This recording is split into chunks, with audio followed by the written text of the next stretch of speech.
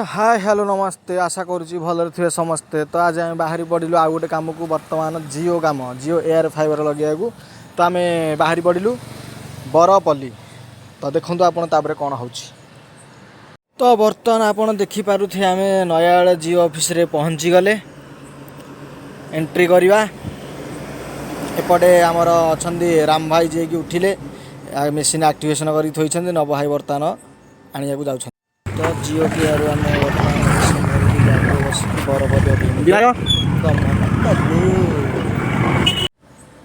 तापर कौन कलु ना जगह मुंडे आप पहुँची आम आग प्रथमे तो आमर ए टीवी एक्टिवेशन शेष हवा उपरे देखि नियंतु। बर्तमान आम लोकेशन चूज करचु लोकेशन चूज कर तो आमर दुईटी मेसीन जाक एक्टिवेशन होबार लगी आग एक्टिवेशन। तो बर्तमान जो खरार जो 39 डिग्री खरा बर्तमान अच्छी तापमात्रा आमर से 39 डिग्री भितर खरार बर्तमान छात। तो आमर बर्तमान ए वाल माउंटिंग बसला नव भाई झाड़ पोछी पकाउछन्ति से वाल माउंटिंग बसला पर आमर डीओ बसला पर बर्तमान केबुल टाणिया जा छात उपरू से केबुल पकाउछन्ति।